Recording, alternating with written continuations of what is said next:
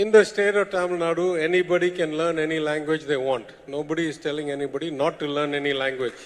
இது என்ன மேட்ருனா, அமெரிக்காவில் வாழும் அரிய வகை ஏழைகள் சமூகத்தை சேர்ந்த ஒருத்தர் நம்ம பிடிஆர் கிட்ட தமிழ்நாட்டில் எங்களை எல்லாம் ஏன் ஹிந்தி படிக்க விடாம தடுத்தீங்க, இப்பயும் தடுத்துக்கிட்டு இருக்கிறீங்க, அநியாயம் பண்றீங்க, அக்கிரமம் பண்றீங்கன்னு ஒரு கேள்வியை கேட்க, அதுக்கு தமிழ்நாட்டில் யாரும் எந்த மொழியும் படிக்கலாம், அதுக்கு இன்னைக்கு இல்லை என்னைக்குமே எந்த தடையும் இருந்ததில்ல அப்படின்னு பிடிஆரும் ஒரு பதில சொல்லியிருந்தாரு. இதெல்லாம் நடந்து முடிஞ்சதுக்கு அப்புறமா இந்த மேட்ரு சம்பந்தமா அண்ணாமலை ஒரு முரட்டு முட்டி இருந்தாப்ல.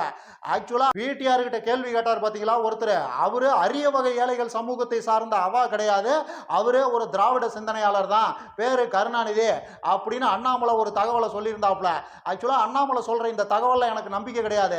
ஏன்னா டிராவிடியன் ஐடியாலஜி புரிஞ்ச யாருமே இப்படி கேனத்தனமா கிறுக்குத்தனமா கேள்வியெல்லாம் கேட்க மாட்டாங்க. அதனால பிடிஆர் கிட்ட கேள்வி கேட்ட அந்த கருணாநிதி ஒன்னு அவாளா இருக்கலாம், இல்லைன்னா அவாக்களால் மண்டை சுத்தம் செய்யப்பட்ட அண்ணாமலை மாதிரியான அரைகுறைகளா இருக்கலாம், அவ்வளவுதான். மற்றபடி இந்த இந்திங்கிற பீத்த பாட்டை அவாக்கள் தான் திரும்ப பாடுவான்றதுக்கு ஒரு சிறப்பான உதாரணம்னா அது இந்தியாவோட நிதியமைச்சர் நிர்மலா சீதாராமன் தான். அவங்க தான் அப்பப்ப தமிழ்நாட்டில் என்னை ஹிந்தி படிக்க விடாம தடுத்து என் வாழ்க்கையவே கெடுத்து குட்டிச்சவராக்கிட்டாங்கன்னு சொல்லிக்கிட்டே இருப்பாங்க. எலெக்ஷன்லயே நிற்காம இந்தியே படிக்காம நீங்க காமர்ஸ் மினிஸ்டர் ஆகுறீங்க, டிஃபென்ஸ் மினிஸ்டர் ஆகுறீங்க, ஃபைனான்ஸ் மினிஸ்டர் ஆகுறீங்க, எல்லாம் ஆகுறீங்க. அப்புறம் உங்க வாழ்க்கை என்ன கெட்டு போச்சுன்னு எனக்கு தெரியல, பிரதமர் ஆக முடியலன்னு வருத்தப்படுறீங்களா? ஹிந்தி தெரிஞ்சிருந்தா நான் பிரதமராகவே ஆயிருப்பேங்கிறீங்களா? நம்ம ஜி காதல விழுந்துற போகுது, அப்புறம் பின்விளைவுகள் வேற மாதிரி இருக்கும். ரைட், நம்ம ஊர்ல இந்த ஹிந்தி சம்பந்தமா ஏகப்பட்ட கட்டுக்கதைகள் இருக்குது. அதுல 1-2 கட்டுக்கதையை மட்டும் இந்த வீடியோவில் உடச்சி எறிகிறேன். முதல்ல தமிழ்நாட்டில் நம்மளையெல்லாம் ஹிந்தி படிக்க விடாம தடுத்துட்டாங்கன்றதே ஒரு பெரிய கட்டுக்கதை தான். தமிழ்நாட்டில் எந்த காலத்திலையும் யார் ஹிந்தி படிக்கிறதையும் தடுத்ததே கிடையாது. இந்தி எதிர்ப்பு பிரச்சாரங்கிறது 1920களில் இருந்து இன்னைக்கு வரைக்கும் தமிழ்நாட்டில் நடந்துக்கிட்டு தான் இருக்குது. ஆனா அந்த காலத்திலேயே இந்தி பிரச்சார சபான்னு ஊருக்கு வச்சுக்கிட்டு இந்தியை சொல்லி கொடுத்துக்கிட்டு தான் இருந்தாங்க. இந்தி சொல்லி கொடுத்த யாரும் தடுக்கல, அவங்க கிட்ட இந்தி படிக்க போனவங்களையும் யாரும் தடுத்ததே கிடையாது. இந்த 1980களில் வந்த தமிழ் படங்களை கவனிச்சு பார்த்தீங்கன்னா நிறைய படங்கள்ல இந்தி வாத்தியாரு, இந்தி பண்டிட்னு 1-2 கேரக்டர்கள் இருந்துகிட்டே தான் இருக்கும். அதெல்லாம் என்ன, இந்தி பிரியர்களால் உருவாக்கப்பட்டு வலுக்கட்டாயமா திரைப்படங்கள்ல வைக்கப்பட்டது தான். அதுக்கெல்லாம் யாரும் என்னைக்கும் எதிர்ப்பு தெரிவிச்சதே கிடையாது. அதே மாதிரி இந்திங்கிற இந்த மேட்ரு தமிழர்களின் முன்னேற்றத்தை என்னைக்குமே தடுத்ததே கிடையாது.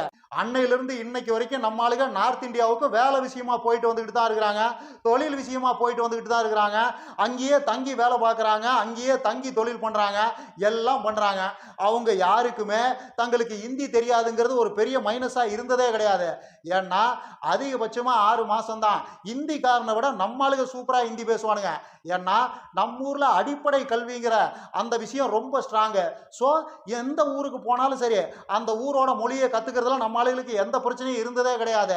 அதனால தமிழ்நாட்டில் இந்தி இல்லாததுனால நாம எதுலையும் பின்தங்கிடல. அதற்கு மாறா இந்தி பெல்ட் மாநிலங்களோட ஒப்பிடும் போது பல விஷயங்கள்ல பல மடங்கு முன்னேறி தான் இருக்கிறோம். இதுதான் பிராக்டிக்கலான உண்மை. இந்த உண்மையை நீங்க சிம்பிளா புரிஞ்சுக்கணும்னா நார்த் இந்தியாவில இருந்து இங்க வந்து வேலை பார்த்துக்கிட்டு இருக்கிறானுங்கல்ல இந்திக்காரனுங்க, அவனுங்கள்ட்ட பேசி பாருங்க.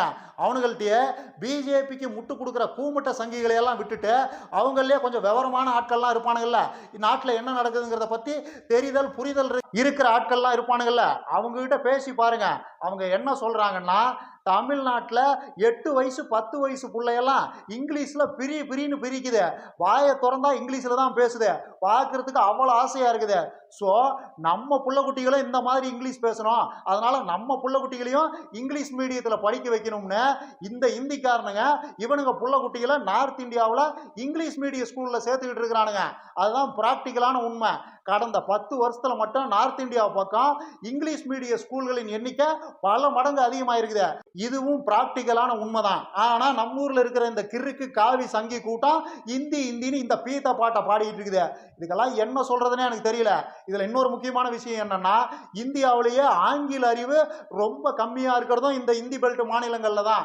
உத்தரப்பிரதேசம், உத்தராகண்ட், ஜார்க்கண்ட், பீகார், மத்திய பிரதேசம், சத்தீஸ்கர், ராஜஸ்தான், இந்த இந்தி பெல்ட் மாநிலங்கள்ல தான் இந்தியாவிலேயே ஆங்கில அறிவுங்கிறது ரொம்ப கம்மியா இருக்குது. இந்தியாவிலேயே அதிக வறுமை இருக்கிறதும் இந்த இந்தி பெல்ட் மாநிலங்கள்ல தான். அட இவ்வளவு ஏங்க இந்த ஆர்எஸ்எஸும் பிஜேபியும் கடந்த ஒரு 15 வருஷமா ஒரு பித்தலாட்டத்தை பேசி இந்தியாவையே ஏமாத்திக்கிட்டு இருக்குது. குஜராத் மாடல் குஜராத் மாடல்னு. அந்த குஜராத்தோட லட்சணமும் அதுதான்.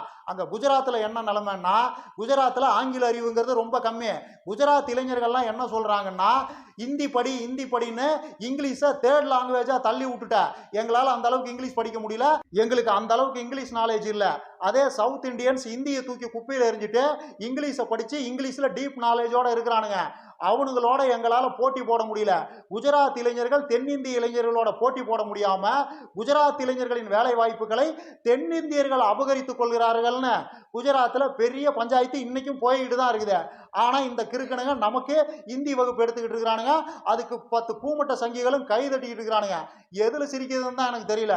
இந்த இந்தி திணிப்பு விஷயத்தில் இருக்கிற ஒரு பெரிய டேஞ்சரே என்னன்னா, இந்தியை வச்சு இங்கிலீஷை ரீப்ளேஸ் பண்ணிடணும்னு ஆர்எஸ்எஸும் பிஜேபியும் துடிக்குது.